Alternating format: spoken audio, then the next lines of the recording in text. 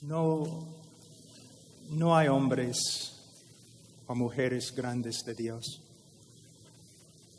Nunca ha habido, nunca habrá. Solamente hombres y mujeres pequeños, débiles, necesitados de un Dios grande, misericordioso, clemente, abundante en amor. A veces pensamos demasiado en los hombres. Si un hombre camina con Dios es solamente por causa de la gracia de Dios. Si el hombre no comete pecado, es la gracia de Dios que restringe su pecado. Toda la gloria, toda la honra a Dios. En los últimos tiempos, es obvio que el Señor está haciendo algo, ¿no? Levantando predicadores que se preocupen por el evangelio verdadero. Pero necesitamos tener bastante cuidado de no entrar en un error muy grande de idolatría. Debemos respetar a los hombres y a las mujeres que caminan con el Señor, pero necesitamos reconocer que todo lo bueno proviene del Padre de las luces. A Él apreciamos a los hermanos, pero honramos a Dios. Especialmente ahora, aquí estamos en este gran lugar, ¿no? Es un privilegio para mí estar aquí siempre en este lugar que significa tanto para muchas personas alrededor del mundo. Es un privilegio para mí estar aquí con ustedes. De verdad, hace casi 20 años que no predico así en español.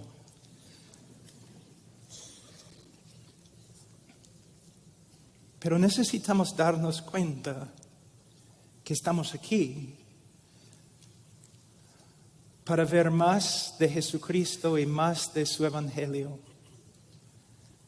Hermanos, ¿se dan cuenta que a través de la historia de la obra redentora de Dios ha habido personas más nobles que nosotros, sabios, reyes, maestros, profetas, que buscaban, que anhelaban ver lo que hemos visto?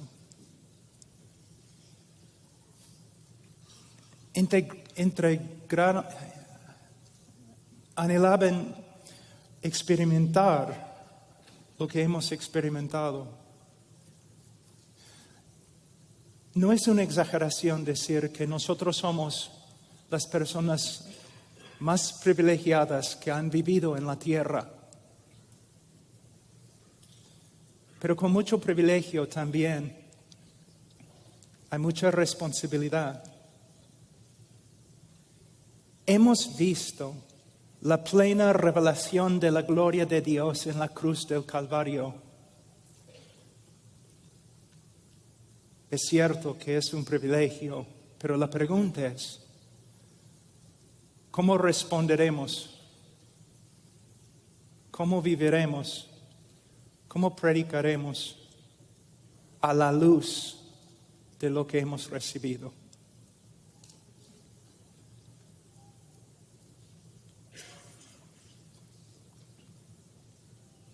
A veces cuando digo a una congregación que voy a enseñar sobre el evangelio, no, ellos me miren como, ¿por qué? Ya conocemos el evangelio. Hermanos, estaremos una eternidad en el cielo y todavía no comprenderemos todo lo que es el evangelio. Ni vamos a llegar a las colinas de esa montaña. Un hombre puede dedicar toda su vida, cada día, cada hora, solamente al estudio del Evangelio del Señor Jesucristo. Y al final de su vida, aunque Él sea el hombre más dotado, el hombre más inteligente y el hombre más espiritual, al final de su vida, ni la 10ª parte ha visto. Pero esta es nuestra tarea como predicadores. Muchos piensan que la tarea más grande del predicador es predicar. No. La tarea más grande del predicador es profundizar la revelación más grande de Dios en la persona de Jesucristo y luego predicar. Como voy a explicar en mi sermón, en el día de hoy el mundo y la iglesia sufren de un evangelio superficial, predicado por hombres superficiales, con doctrina superficial. Hemos recibido, hermanos, una mayordomía más grande que los reyes y los presidentes.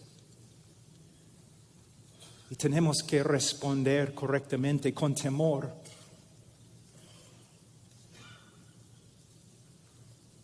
Con una solemnidad, sabiendo, el que ha recibido mucho, de él se demanda mucho. Ahora, vamos a Romanos capítulo 3. Versículo 23. Por cuanto todos pecaron y no alcanzan la gloria de Dios, siendo justificados gratuitamente por su gracia por medio de la redención que es en Cristo Jesús, a quien Dios exhibió públicamente como propiciación por su sangre a través de la fe, como demostración de su justicia, porque en su tolerancia Dios pasó por alto los pecados cometidos anteriormente, para demostrar en este tiempo su justicia, a fin de que Él sea justo y sea Él que justifica al que tiene fe en Jesús. ¿Dónde está pues la jactancia? Queda excluida. Queda excluida. Oremos.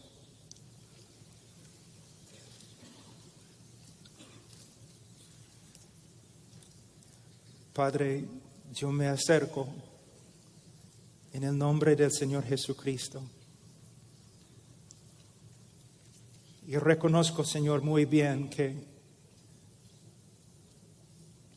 fuera de Él no tengo parte contigo. Pero también reconozco quién soy en Él. Y para su gloria, para su honor, yo te pido que me ayudes a predicar, a hablar de Él.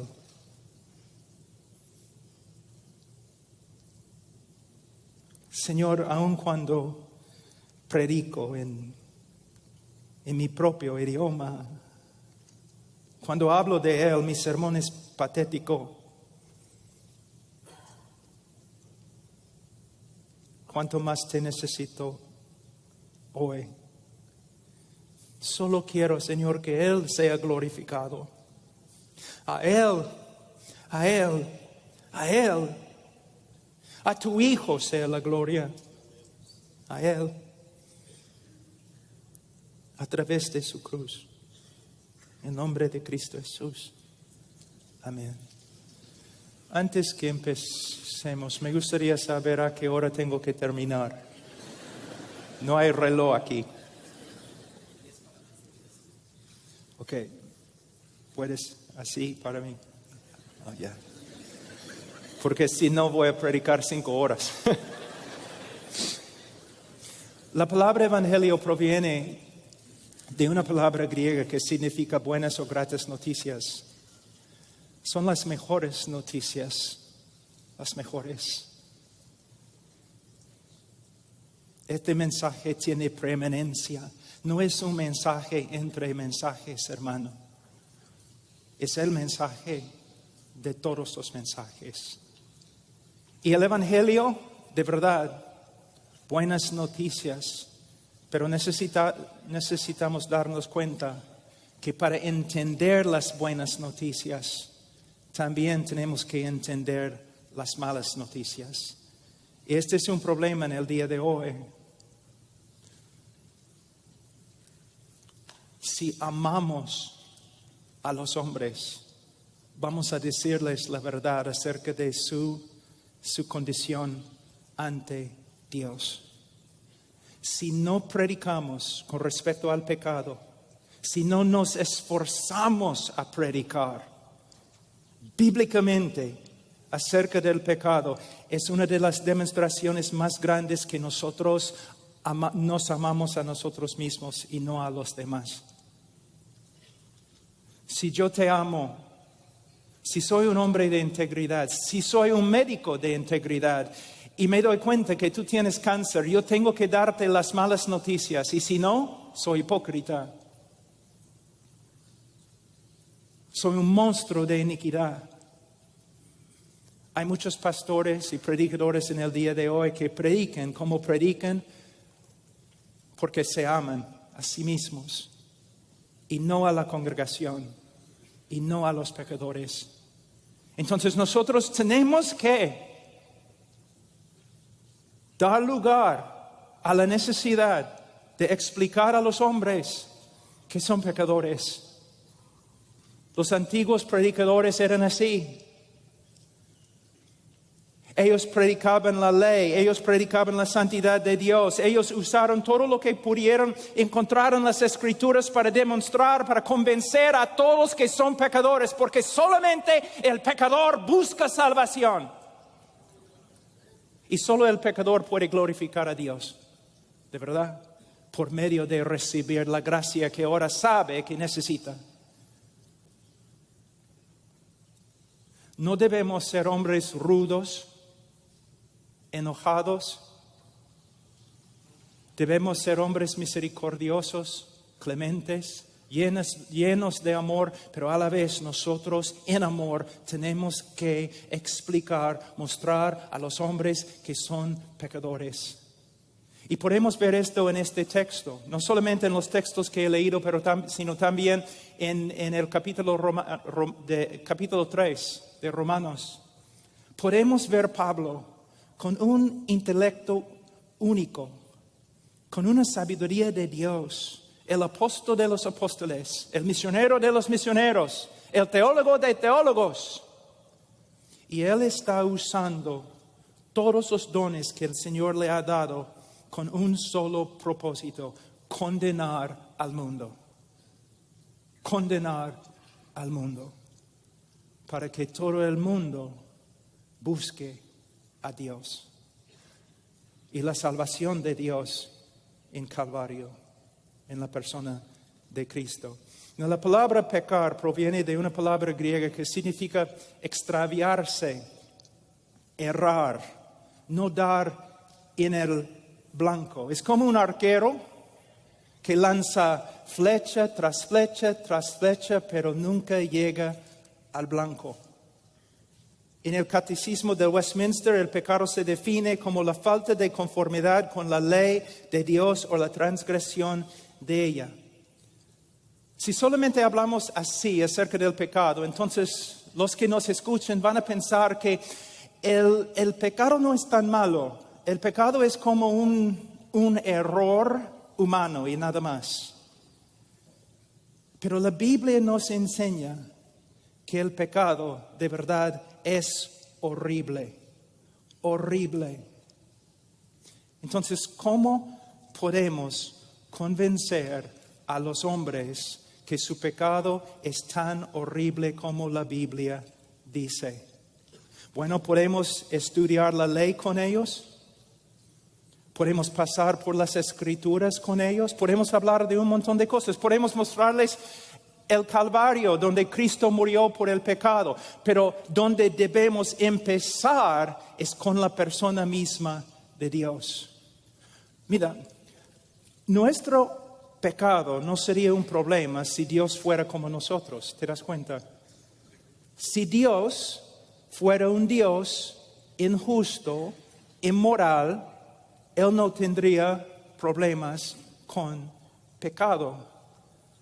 Pero la Biblia enseña que Dios es santo, santo, santo. Y es solo a la luz de la santidad y la justicia de Dios que los hombres pueden ver cuán horrible es el pecado. Entonces, si tú quieres predicar el Evangelio, hermanos, si quieren predicar el Evangelio, ustedes tienen que enseñar quién es Dios.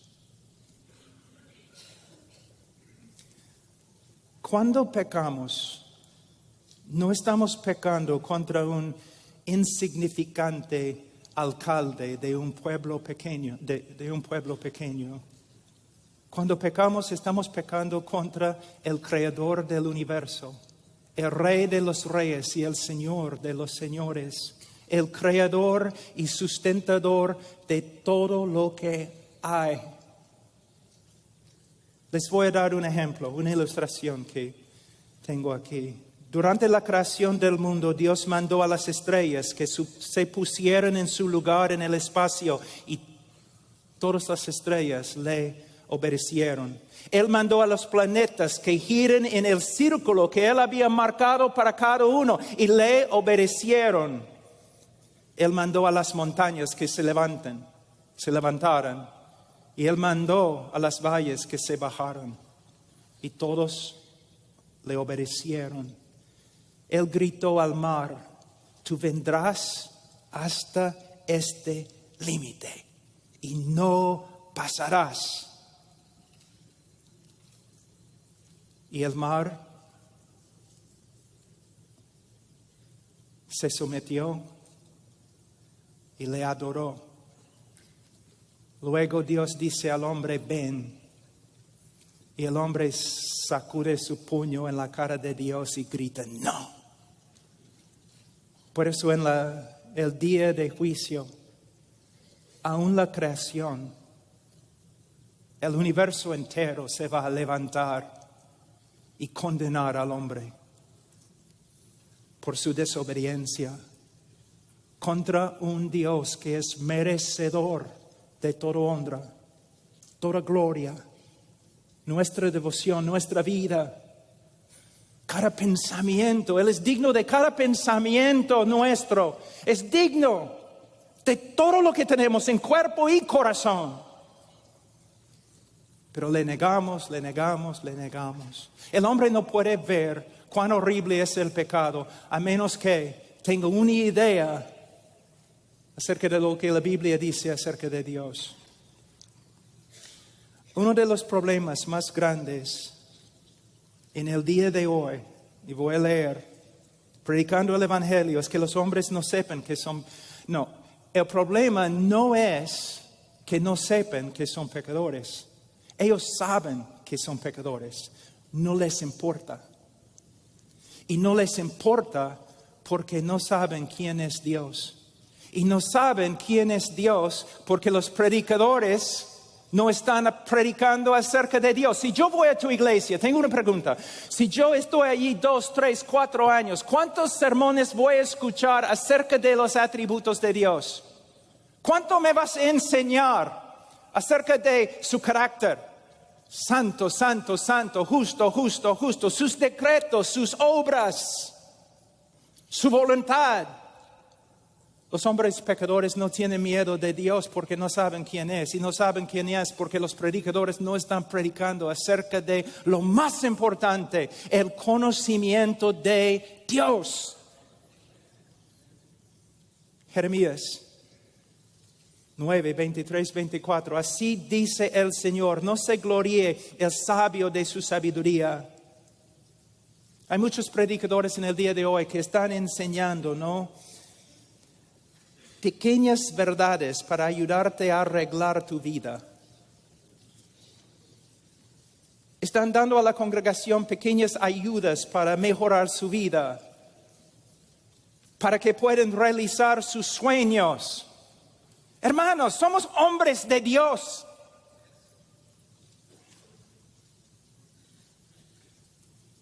Y nuestra tarea principal es enseñar a los hombres quién es Dios. No se gloríe el sabio de su sabiduría, ni se gloríe el poderoso en su poder, ni el rico se gloríe de su riqueza. Mas el que se gloríe, gloríese de esto, de que me entiende y me conoce. Me entiende y me conoce. Estamos viendo los dos lados de una verdad muy importante. Entender los hechos acerca de Dios. Entender las verdades bíblicas, doctrinales de Dios. Pero no solamente entender lo que la Biblia enseña acerca de Dios, sino conocer a Dios en una relación, en nuestro tiempo devocional. Un médico sabe mucho más acerca de cómo mi esposa funciona que yo. Él sabe muchos más hechos acerca de su cuerpo que yo sé. Él sabe, es un médico, pero él no conoce a mi esposa. De la misma forma,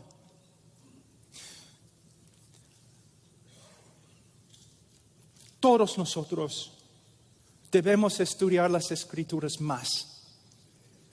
Debemos dejar de correr por todas partes haciendo un montón de cosas que no importan y debemos dedicarnos a estudiar las Escrituras. Horas y horas. No estoy hablando de minutos y minutos y no estoy hablando de simplemente para preparar sermones. Estoy hablando de estudiar las Escrituras para conocer a Dios y para ser transformado por Él. Pero el estudio de las Escrituras es más que simplemente aprender información. Es una relación. Una vida devocional. Oración privada. Si voy a ser un hombre de Dios, yo debo pasar más tiempo con Dios que con los demás. Para que cuando yo salga para hablar con la gente, la palabra de Dios sale de mi boca. Hablando del Evangelio, hermanos, el problema muchas veces somos nosotros, pastores, que no pueden sentarse a los pies de Dios y estudiar su palabra. Necesitamos ser hombres que conocen muy bien a Dios, que temen a Dios, que aman a Dios. Hombres que viven en su presencia. Para que cuando hablamos de los atributos de Dios, su santidad, su justicia, su amor, su misericordia, su ira,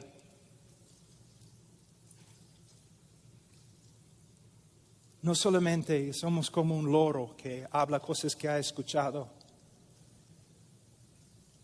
pero son verdades que son una parte de nosotros. Hermanos, ustedes pueden aprender cómo predicar el Evangelio mejor por medio de esta conferencia. Eso no significa que ustedes van a ser hombres de Dios. Un hombre de Dios pasa mucho tiempo en las Escrituras y de rodillas con Dios. Es la marca de un hombre de Dios. No talento, no una iglesia grande.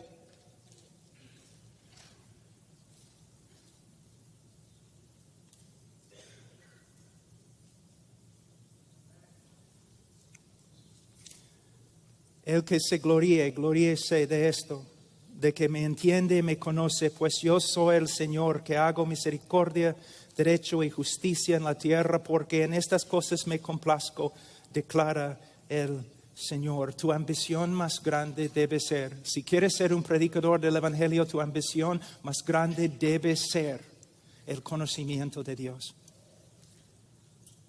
Conocimiento teológico y conocimiento personal. Tú no solamente estudias acerca de Dios, tú andas con Él. en las noches cuando no puedes dormir, en la vigilia, cuando nadie más se mueve, a solas con Él. Este es el tipo de predicador que necesitamos en el día de hoy. Hay un texto en Oseas 4:6, mi pueblo es destruido por falta de conocimiento. Por cuanto tú has rechazado el conocimiento, yo también te rechazaré para que no seas mi sacerdote. Como has olvidado la ley de tu Dios, yo también me olvidaré de tus hijos. ¿Cuál fue el crimen más grande de Israel? Una falta de conocimiento de Dios. Y los padres, los sacerdotes, los maestros en Israel, ellos eran básicamente ignorantes de la revelación de Dios. Y por causa de su ignorancia, sus hijos espirituales sufrieron. En el día de hoy yo voy a muchas iglesias donde yo veo una congregación sufriendo porque no tienen conocimiento de Dios. Y no tienen conocimiento de Dios porque sus pastores no están predicando acerca de Dios. Y no están predicando acerca de Dios porque no estudian a Dios. Y no estudian a Dios porque no les importa.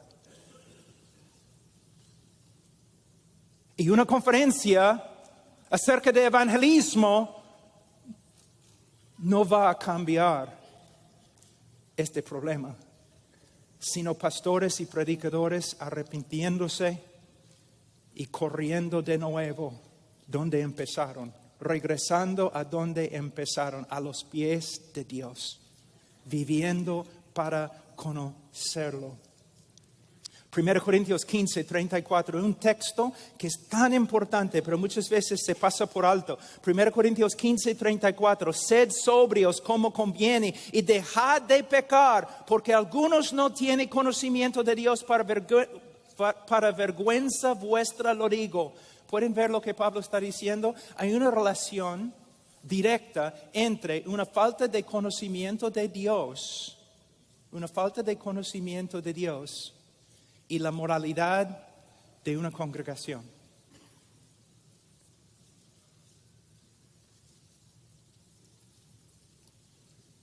Tú me dices, pero Pablo, ¿qué tiene que ver con evangelismo?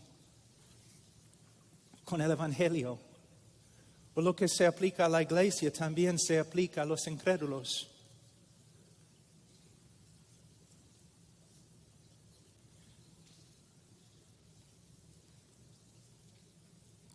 Cuando no hay un conocimiento bíblico de Dios, los hombres van a crear a su propio Dios.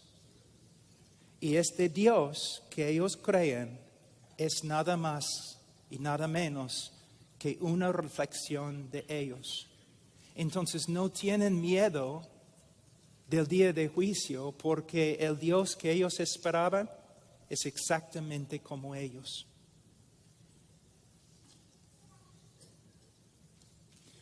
En el Antiguo Testamento, en el Nuevo Testamento, para el mundo perdido y para la iglesia de creyentes, la necesidad más grande es la misma. Hombres que conocen a su Dios y que predican su Dios a los demás. Cuando estoy evangelizando en el avión o en un bus o predicando en la calle, ¿dónde empiezo? ¿Con el pecado del hombre? Nunca. Empiezo con quién es Dios. Voy a darles una ilustración o voy a intentarlo porque no se encuentra en mis notas. Imagínense un mafioso arrestado en la cárcel, tiene que comparecer ante el tribunal, ante el juez, y el día de su juicio llega y él está totalmente tranquilo. Está feliz el hombre, no tiene ningún problema en el mundo, está feliz. Los guardias vienen, lo llevan a la corte, todavía está feliz, riéndose, hablando, tranquilo. ¿Por qué? Ha comprado el juez. Él sabe que el juez es suyo. Que el juez es tan corrupto como él. Entonces está feliz. Pero cuando entra al tribunal y ve que el juez corrupto ha sido cambiado por un juez justo, su actitud cambia.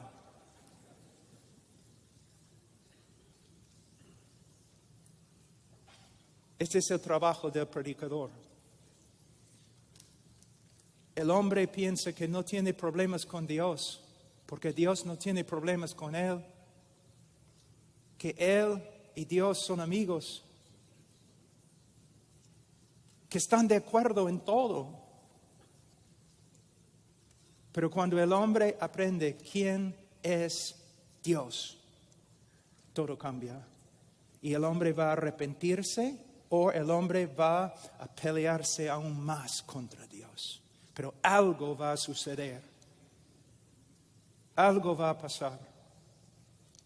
Ahora, en versículo 3:23, Pablo dice, por cuanto todos pecaron. Y hemos demostrado que nadie puede entender esta frase, excepto a la luz de los atributos de Dios. Entonces, pastores, predicadores, evangelistas, dedíquense a predicar los atributos de Dios. Pero también él dice acá, y no alcanzan la gloria de Dios. Si estudias la historia de interpretación con respecto a este texto, tú vas a ver una evolución muy interesante que va de acuerdo con las ideas de nuestra cultura. En el día de hoy, cuando uno lee este texto, está destituido de la gloria de Dios, mayormente el evangelista sigue con Dios tiene un plan maravilloso para tu vida. Y Él no puede lograr este plan en tu vida porque no quieres. Dios tiene tantos sueños para ti. Él quiere hacer tantas cosas lindas. Y todos los deseos y ambiciones que tú tienes, Dios está tratando de lograr en tu vida, pero tú no quieres trabajar con Él para lograrlos. El texto no tiene nada que ver con eso, hermanos. El texto hay que interpretarlo a la luz de Romanos, del libro de Romanos, especialmente, mira, capítulo 1,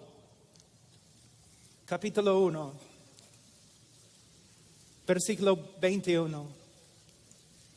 Pues aunque conocían a Dios, no le honraron como a Dios, ni le dieron gracias, sino que se hicieron vanos en sus razonamientos y su necio corazón fue entenebrecido. El hombre fue creado no para realizar sueños humanistas y carnales y personales.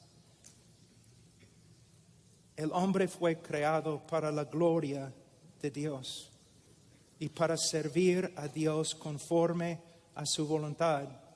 Y es solo en perseguir este propósito el hombre haya vida y paz y propósito. Agustín dijo, Señor, tú nos has hecho para ti y solo hallaremos descanso si descansamos en ti.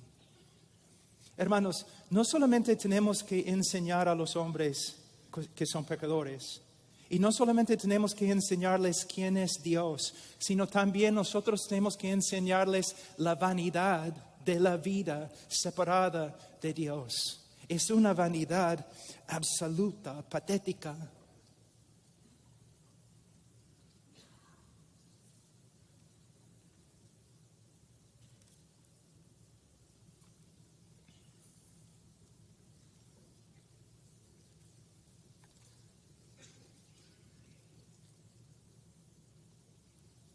A veces cuando estoy predicando así,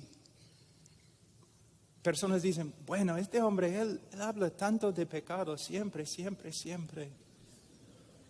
Habla de la vanidad de la vida, siempre, siempre, siempre. ¿Por qué? Yo he predicado muchos años, 35 años. Yo he seguido también el ejemplo de hombres a través de la historia de la iglesia.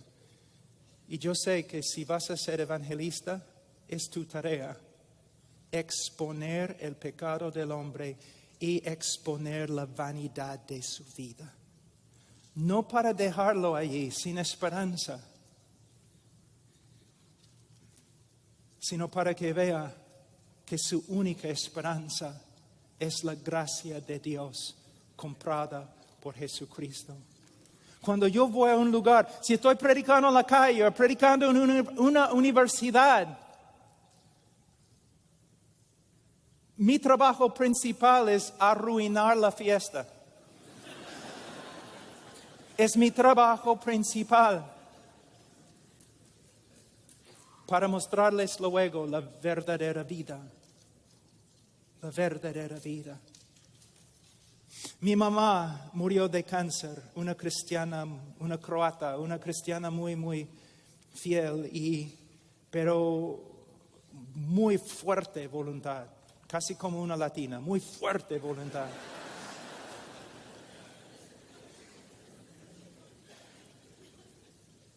No exactamente como una latina, porque me casé con una latina y ella tiene una voluntad mucho más fuerte que mi mamá.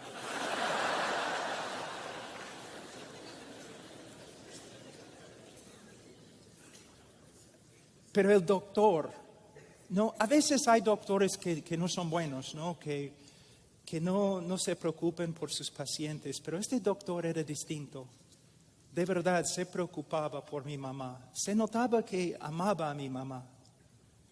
Y él sabía que mi mamá era muy fuerte de voluntad, entonces él sabía que ella no iba a aceptar su diagnóstico. Entonces él entró en la oficina con varias evidencias, un montón de evidencias. Y él dijo, señora Washer, tengo que decirte, tú tienes cáncer y es muy, muy grave y tenemos que actuar ahora. Y ella dijo, yo no tengo cáncer. Yo trabajo en el campo. Con vacas, mi jardín, yo no tengo cáncer, yo soy más fuerte que tú. Well, señora Washer, aquí es la primera evidencia, los rayos X. Y aquí hay otra evidencia, y aquí hay otra evidencia, y otra evidencia. El hombre estaba contristando a mi mamá, haciéndole daño, destruyendo su día. Mi mamá empezó a llorar. Al final ella está llorando y llorando y llorando. ¿Qué voy a hacer? Soy su hijo sentado a su lado. ¿Voy a pegar al médico? Porque ha hecho que mi mamá llorara, ¿no? Yo amaba, respetaba al médico. ¿Por qué? Él estaba diciéndole cosas muy, muy difíciles. Porque él era un médico de verdad. Y él sabía que el único camino a su salvación, principal, para empezar en su camino a la salvación, ella tenía que reconocer que estaba muriendo. De la misma forma, cuando predico a los hombres, especialmente en la calle, no voy a ser rudo o enojado, cortante con ellos, pero poco a poco yo voy presentando las evidencias, destruyendo los argumentos, rompiendo, cortando la insulación alrededor de ellos, hasta que comiencen a ver, caramba, estoy perdido, mi vida no tiene sentido. Y a veces, hermanos, horas, a veces días, a veces meses con una persona hasta que vea. Este es el trabajo del evangelista, la verdadera predicación del evangelio. Pero tengo que decir algo, en el día de hoy también yo veo a muchos predicadores que cuando predican acerca del pecado del hombre, cuando llaman a los hombres pecadores, no lo hacen con amor en su corazón, no lo hacen con lágrimas, no lo hacen con un corazón quebrantado, no, como hombres enojados, orgullosos. Es terrible. Cuando Jonathan Whitfield predicaba, lágrima tras lágrima, pidiendo a los hombres que reconozcan su pecado y que vuelvan a Dios a través de Cristo.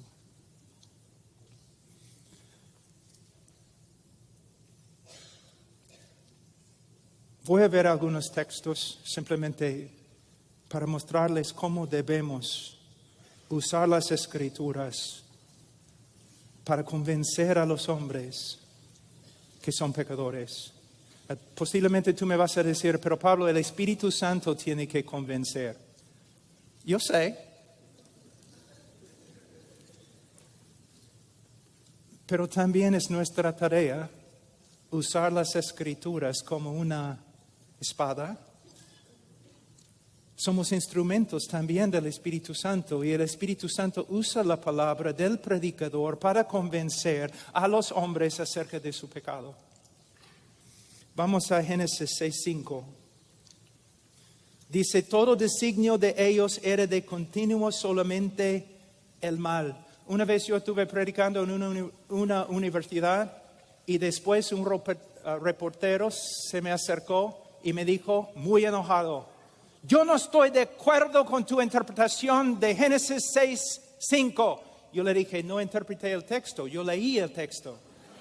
Tú has interpretado el texto y correctamente, felicitaciones. Es lo que la Biblia dice acerca del hombre y es cierto, hermanos.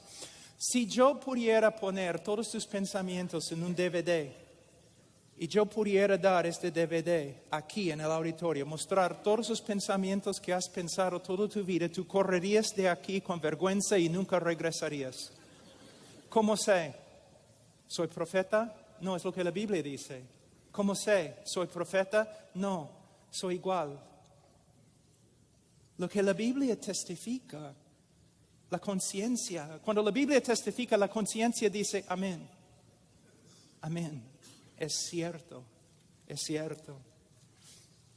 Mira, Génesis 8:21. Porque el intento del corazón del hombre es malo desde su juventud. Fíjense, la Biblia dice esto acerca de todos nosotros, que Génesis 8:21, porque el intento del corazón del hombre es malo desde su juventud. La palabra juventud acá no simplemente se refiere a un adolescente o un joven, también puede referirse a un niño, La veracidad de este texto se comprueba en la vida cotidiana. ¿Hay necesidad de enseñar a un niño cómo mentir? No. ¿Hay necesidad de enseñar a un niño cómo ser egoísta? No. ¿Cómo sabe? Nace sabiendo, inclinado a la mentira y egoísmo y cualquier otro tipo de inmoralidad. Una vez yo estaba caminando en la ribera del río Amazonas, en Perú, como 3 horas de Iquitos, donde el Amazonas empieza. Y caminando allí nomás, en la selva, y vi a 2 niños, muchachos, 8 años, 9 años, y estaban allí jugando en la ribera, en la arena. Y yo pensaba, erróneamente, qué lindo, ¿no? 2 niños tan inocentes, separados de la corrupción del mundo, viviendo aquí en la selva, qué lindo. Yo seguí caminando. Después de como 5 minutos decidí volver. Ya. ¿Qué encontré? Los 2 niños peleando a muerte. Adiós paraíso, hola Caín y Abel.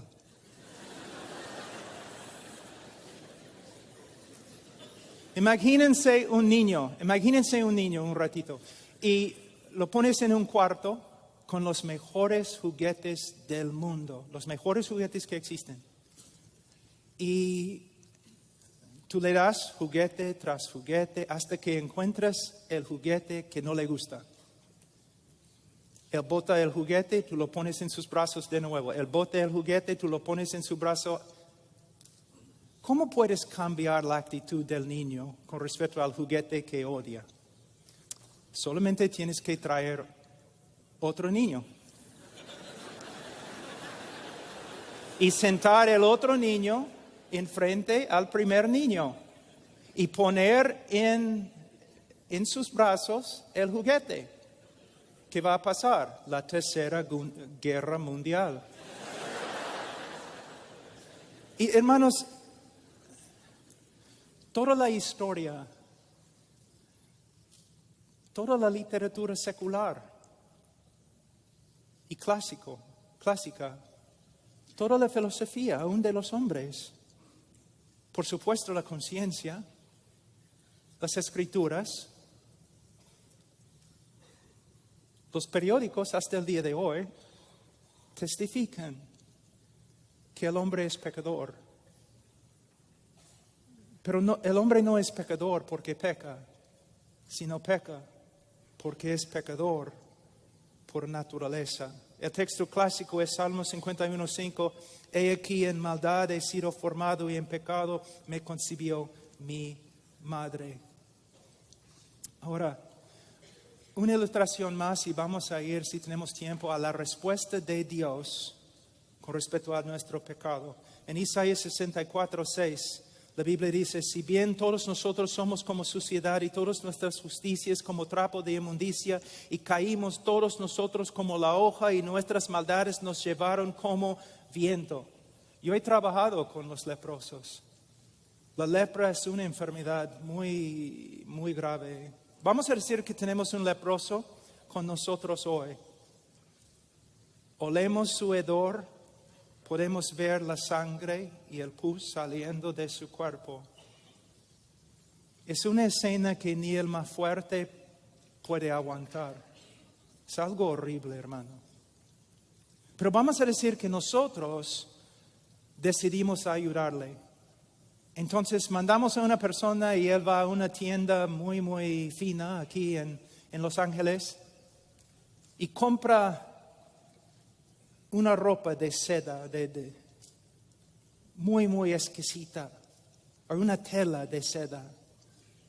Y regresa y nosotros envolvemos al leproso en la tela. Por un segundo se ve bonito. Pero ¿qué va a pasar? La corrupción de su cuerpo va a sangrar por la tela. Y la tela va a llegar a ser tan corrupta como el hombre mismo. Esta es la razón por la cual el hombre no se salva por las obras. Porque sus obras salen de una naturaleza corrupta.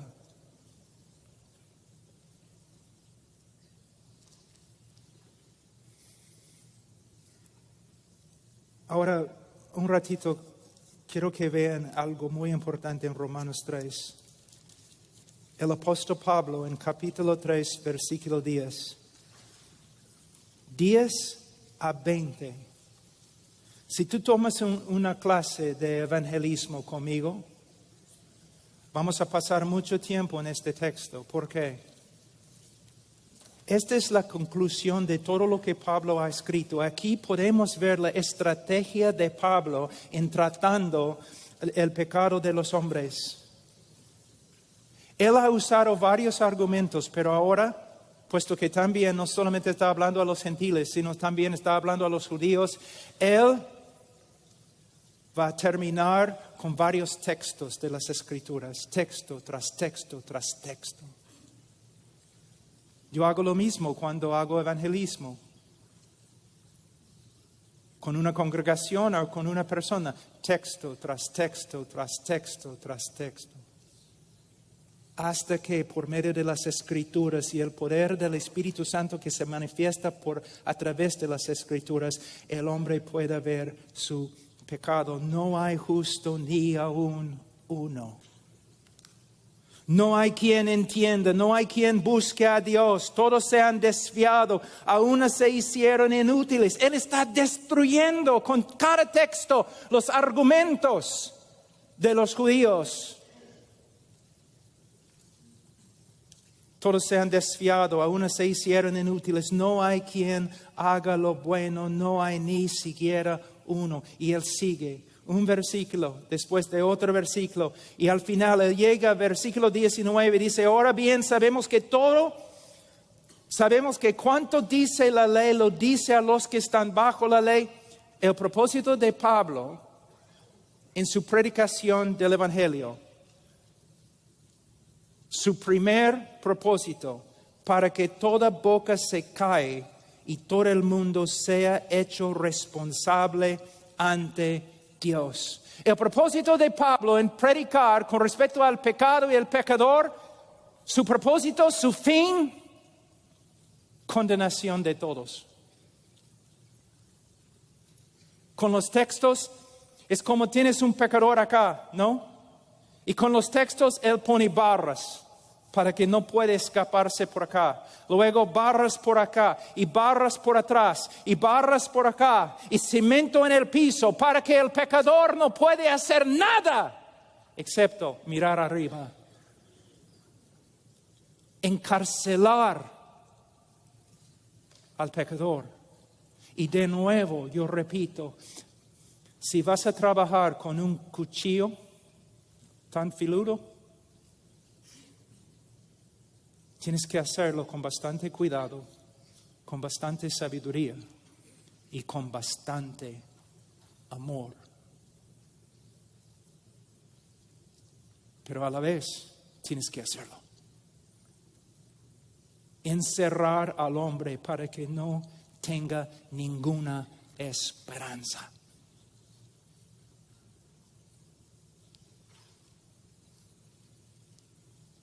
Hay una historia de Duncan Campbell durante un avivamiento en Europa. Y había un pecador notorio, un monstruo de iniquidad que vivía en los campos. Y un día, durante una prédica de Duncan Campbell, su esposa llegó y dijo, tienes que venir a la chacra.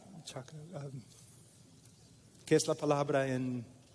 Los peruanos dicen chacra, hacienda. Tienes que venir a la hacienda. Y Duncan Campbell preguntó, ¿por qué? Mi esposo, algo ha pasado a mi esposo. Entonces él llegó y en las casas antiguas en Estados Unidos y también en Europa hay puertas afuera que llegan al sótano, ¿no? Y mayormente son grandes. Y abres las puertas así, donde puedes mirar dentro del sótano y puedes ver hasta los cimientos de la casa. Y el hombre estaba ahí, había agarrado una de las columnas y estaban gritando, ¿no? El Espíritu Santo estaba trabajando y estaba ahí gritando, aferrándose a la columna, diciendo, soy pecador, el infierno se abre, voy a morir. Su esposa miró a Duncan Campbell. Vamos a dejarlo para que cocine más.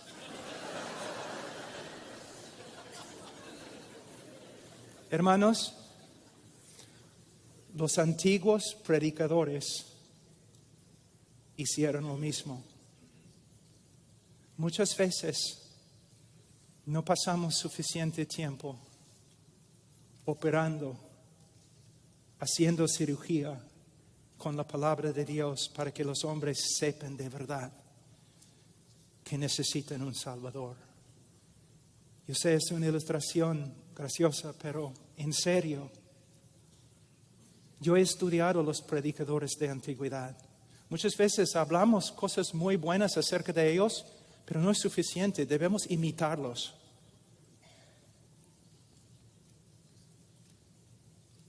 Yo no voy a consolar a un pecador que el Espíritu Santo está turbando. Yo voy a dejarlo. Quizás voy a estar a su lado en silencio, pero voy a esperar hasta que diga, dame una respuesta. Yo veo claramente mi pecado. Por favor, dime que hay esperanza, que hay salvación en Sion. De nuevo, se necesita sabiduría. Ahora,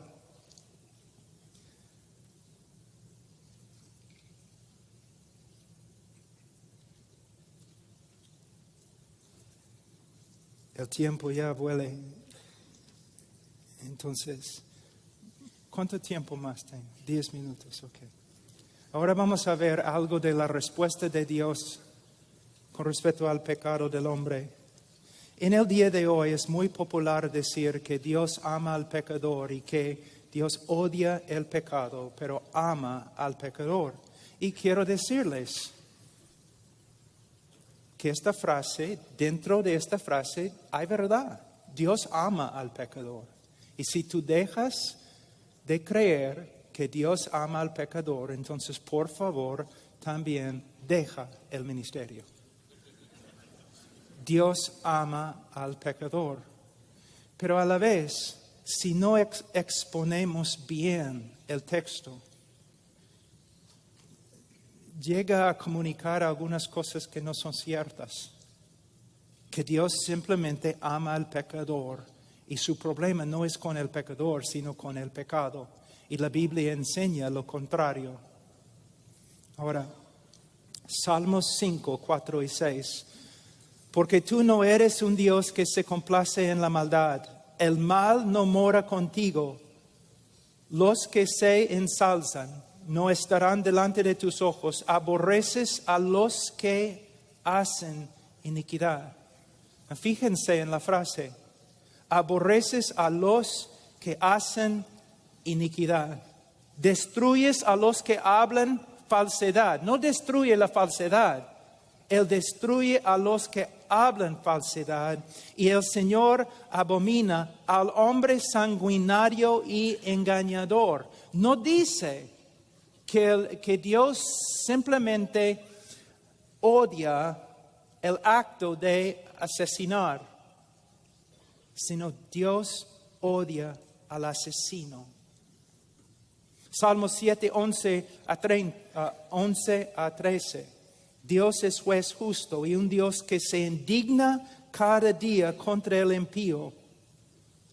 ¿Cuántas veces yo he escuchado a evangelistas ante una congregación o una campaña diciendo lo siguiente? Lo primero que quiero que ustedes comprendan es que Dios no está enojado con ustedes.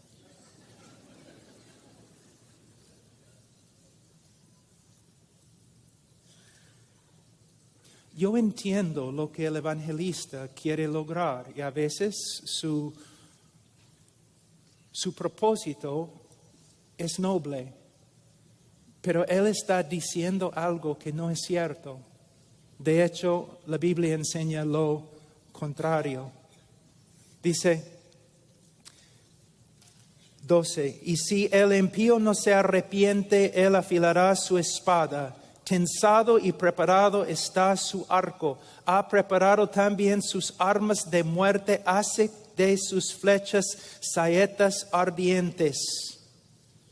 En hebreo, si tú quieres enfatizar algo, tú repites. Aquí él viene con frase tras frase para explicar que Dios no solamente está enojado con el pecador, pero Dios va a actuar conforme a su enojo. Es lo que se llama en las Escrituras venganza.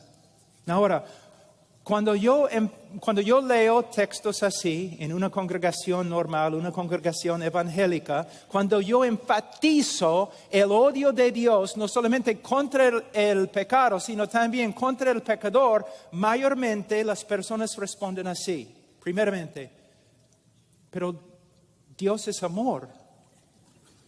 Dios es amor y por eso no puede odiar. Mi respuesta, Dios es amor, por eso tiene que odiar. Pero pastor, ¿cómo puede ser? Bueno, el amor nunca es neutral, no puede ser neutral. Si yo amo a los judíos, ¿puedo ser neutral con respecto al holocausto judío? No. Si amo a los afroamericanos, ¿puedo ser neutral con respecto a la esclavitud? Si amo a los niños, ¿puedo ser apático, neutral al aborto? No, si amo a los judíos, tengo que odiar el holocausto judío. Si amo a los africanos, tengo que odiar esclavitud. Y si amo a los bebés, seres humanos con almas, yo no puedo ser neutral con respecto al aborto. Yo lo odio. Yo lo odio. Dios ama la justicia. Él odia la maldad. Y si no fuera así, tendríamos en el cielo un Dios como Hitler. Otra objeción, Juan 3:16. Me dicen, pero Juan 3:16 se encuentra en las Escrituras. Dios ama al mundo. Y para que sepan, mi texto favorito en toda la Biblia es Juan 3:16. Sí, se encuentra en las Escrituras. De verdad. Pero también Salmos 5:5 se encuentra en las Escrituras. Salmos 5:5 que dice, aborreces a todos los que hacen iniquidad. Aquí es una lección muy importante con respecto a la hermenéutica. La Biblia no se contradice. Si interpretamos un texto de tal forma que contradice nuestra interpretación de otro texto, entonces tenemos un problema. Hemos interpretado uno o dos textos erróneamente, equivocadamente. Como los atributos de Dios existen en perfecta armonía, la palabra de Dios, que es una expresión, una revelación del carácter de Dios, las verdades de la palabra de Dios también tienen que existir en perfecta armonía. Entonces, si vamos a ser cristianos bíblicos, tenemos que afirmar que Dios ama al pecador. Y a la vez tenemos que afirmar que hay una forma de que el odio y la ira de Dios descansa sobre el pecador. A veces yo he escuchado a los evangelistas diciendo lo siguiente: en vez de ser justo contigo, Dios ha sido misericordioso. Esta es la razón por la cual debemos enseñar a nuestros niños la lógica. Porque una persona que dice tal cosa está diciendo lo siguiente: que el amor de Dios es injusto. Si tú dices, en vez de ser justo contigo, Dios ha sido misericordioso contigo, entonces estás diciendo que su misericordia es una contradicción de su justicia. Dios no puede demostrar su amor a causa de su justicia, a causa de su santidad. Es un Dios perfecto y sus atributos existen en una armonía perfecta. Entonces, me gustaría mostrarles dos versículos para respaldar lo que estoy diciendo. En el mismo Juan 3:16 tenemos también Juan 3:18. El que cree en el Hijo no es condenado, pero el que no cree ya ha sido condenado porque no ha creído en el nombre del unigénito Hijo de Dios. Dios ama al mundo, Juan 3:16, y Dios condena a todos los que no creen en su Hijo. Versículo 36, el que cree en el Hijo tiene vida eterna, pero el que no obedece al Hijo no verá la vida, sino que la ira de Dios permanece sobre él. La pregunta es, ¿cómo podemos reconciliar estas dos verdades? Siempre cuando la mente humana intenta reconciliar ciertas verdades, hay limitaciones. Pero podemos llegar a conclusiones bíblicas. Les voy a dar una ilustración. En el mundo, en el día de hoy, el amor de Dios se revela por medio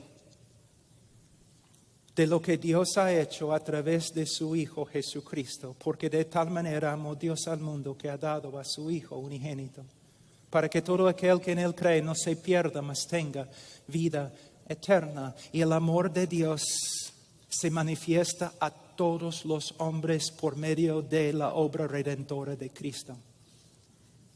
Pero lo que necesitamos ver es lo siguiente. Imagínense, el amor de Dios, o la naturaleza de Dios, es de tal calidad.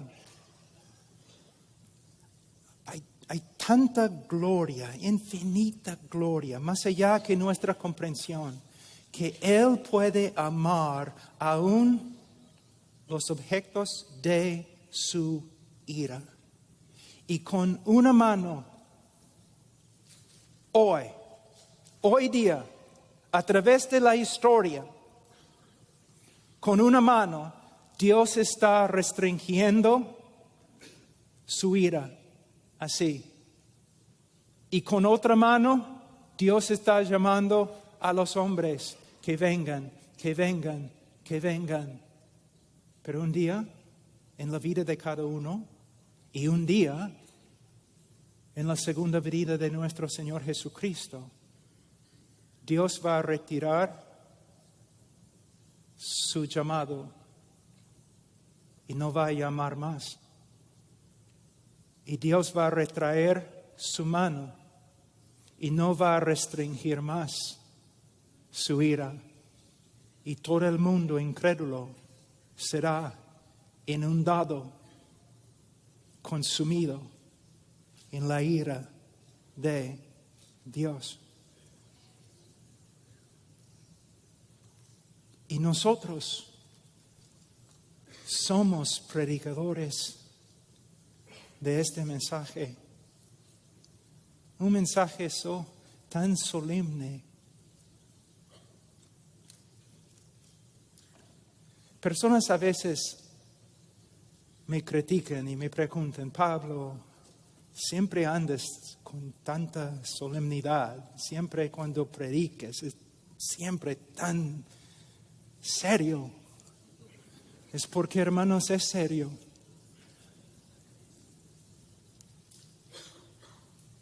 No estoy aquí para que tú realices tu mejor vida ahora. Estoy aquí porque es un asunto de vida y muerte. Vida eterna y muerte eterna. Termino. Mañana vamos a hablar de la cruz y cómo en la cruz todos los atributos de Dios se armonizan en su manifestación. Pero pastores, predicadores, escúchenme.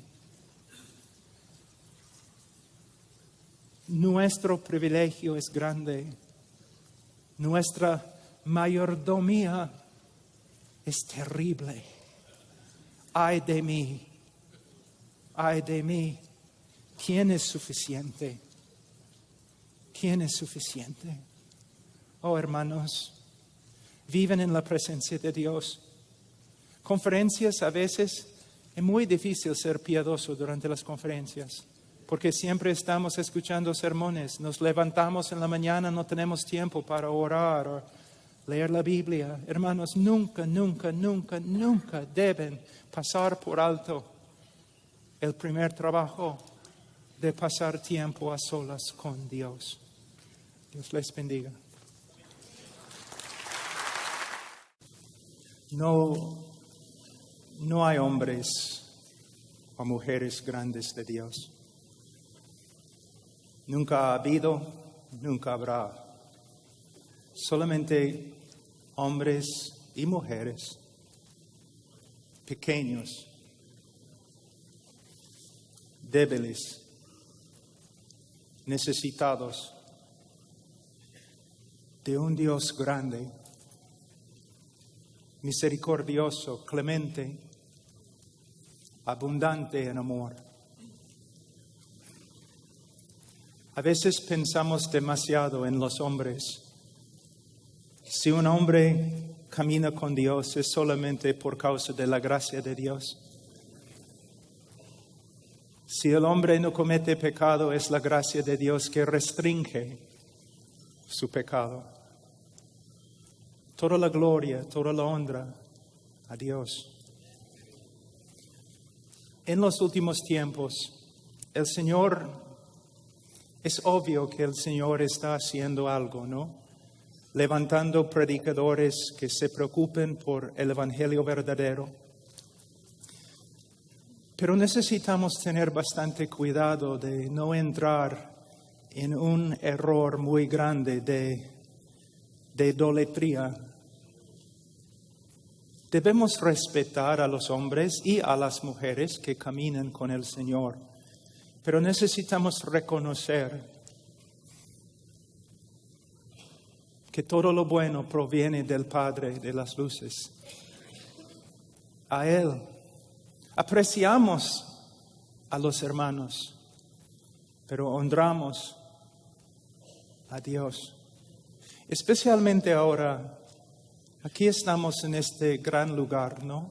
Es un privilegio para mí estar aquí siempre en este lugar que significa tanto para